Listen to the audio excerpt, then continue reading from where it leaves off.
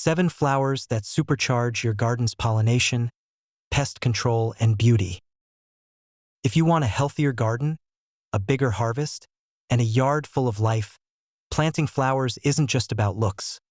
It's one of the smartest moves you can make. Hey there! Welcome back to EcoAlchemy. I'm Pete, and today we're diving into the top flowers you should be planting this spring to boost pollination, fight pests naturally, and bring even more beauty to your garden. These flowers aren't just pretty. They work hard behind the scenes to support your vegetables, fruits, and the entire ecosystem you're building. Let's get right into it. First up, one of the absolute best flowers you can plant right now: sunflowers. Sunflowers are more than just tall, bold garden showstoppers. They're magnets for pollinators like bees and butterflies. Their huge blooms offer an abundant source of pollen and nectar when many early crops are still getting started. Plus, sunflowers act like a living trellis for climbing crops like pole beans or cucumbers, and they can even serve as a natural windbreak for more delicate plants. Sow sunflower seeds directly into the garden after your last frost. Give them plenty of sunlight, and watch them tower over your beds, drawing beneficial insects from all around. Next up, let's talk about zinnias. Zinnias are one of the easiest annual flowers you can grow, and they're incredible for attracting bees, butterflies, and even predatory wasps. The kind you actually want in your garden to help control pests like caterpillars and aphids. Zinnias bloom fast, keep producing all summer, and thrive in full sun with minimal care. The more you cut them, the more they bloom, which makes them perfect for cut flower gardens too. Direct sow them after frost, space them about 8 to 12 inches apart, and enjoy months of vibrant color and beneficial insect action. Another flower you should definitely plant this spring is cosmos. These feathery, delicate-looking plants are actually hardy and tough. Cosmos attract a wide range of beneficial insects, including lacewings and hoverflies, two of the best natural pest controllers you can invite into your garden. They also bring in bees and butterflies by the dozens. Cosmos thrive in poor soil and actually prefer not to be over-fertilized. Too much richness leads to more leaves and fewer flowers. Sow them directly in the garden, and they'll self-seed for years once established. Now, if you want a real secret weapon against aphids, whiteflies, and beetles, plant some borage. Borage is a superstar companion plant for tomatoes, squash, and strawberries. Its bright blue star-shaped flowers are a favorite of bees, and the plant itself has mild pest repellent properties.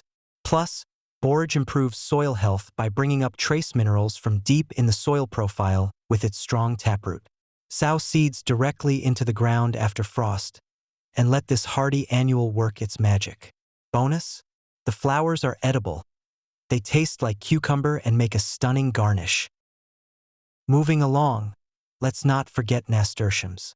Nasturtiums are often treated as a trap crop, meaning they lure pests like aphids and cabbage worms away from your main vegetables. Their leaves and flowers are edible, peppery, and packed with vitamin C.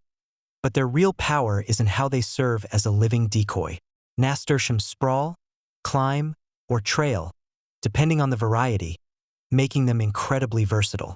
You can direct sow them around the edges of your beds or let them spill from containers for a lush, productive look that also shields your veggies. Another absolute gem to plant this spring is echinacea, or coneflower. Echinacea is a hardy perennial that supports a wide range of pollinators, especially native bees and butterflies, and later in the season, it provides seeds for birds like goldfinches. It's drought-tolerant once established, adds stunning color to the mid- and late-season garden, and strengthens the entire local ecosystem.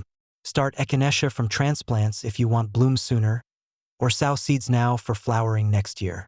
It's a long-term investment that keeps paying off.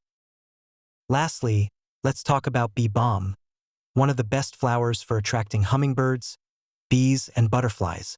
Bee balm's tubular flowers are irresistible to pollinators, and the plant itself has mild antifungal properties that can help deter powdery mildew if interplanted carefully. Bee balm prefers full sun to part shade and rich, well-drained soil. Space it out well. It can get a little wild, but that's part of its charm. The more biodiversity you encourage, the stronger your garden ecosystem becomes. Now, you might be wondering, How should you integrate all these flowers into your garden? It's simple. Interplant them throughout your vegetable beds, tuck them into corners, edges, and open spaces, or dedicate entire zones to flowers near your food crops. The goal is to create layers, ground covers, medium-height fillers, and tall background flowers to mimic a thriving, natural ecosystem. This diversity confuses pests, provides habitat for beneficial insects, and brings a steady stream of pollinators right where you need them most. And here's an important tip. Start small but plan for succession. Don't try to plant everything at once. Pick 2 to 3 flowers that you love and that match your garden style. Sow more every couple of weeks to keep the blooms coming all season long. Succession sowing also ensures you'll have pollinators visiting your garden nonstop, boosting yields for crops like tomatoes, peppers, cucumbers, squash, and melons. One more quick trick. Choose a mix of flower shapes and colors. Different pollinators prefer different types of flowers. Bees love blue, purple, and yellow, while butterflies tend to prefer bright pinks and reds. Tubular flowers attract hummingbirds. Flat flowers offer easy landing pads for small bees and beneficial wasps. A mix creates a buffet that keeps your garden buzzing with life from spring through fall. In a world where pollinators are facing real challenges, every single flower you plant matters. You're not just growing a prettier garden. You're building a living, breathing ecosystem that supports food security, biodiversity, and resilience. And honestly, it's a lot more fun to garden when there's butterflies floating by and bees humming around your tomatoes. So to recap, some of the best flowers to plant this spring are sunflowers, zinnias, cosmos, borage, nasturtiums, echinacea, and bee balm. Whether you're planting them for pollination, pest control, soil health, or just pure beauty, they'll transform your garden into a thriving, balanced powerhouse. If this episode inspired you to plant a few new flowers this year, smash that like button and subscribe to EcoAlchemy for more daily gardening tips and inspiration. What's your favorite flower to grow alongside your veggies? Let me know in the comments below. And as always, keep your hands dirty and your hearts in the garden. I'll see you next time.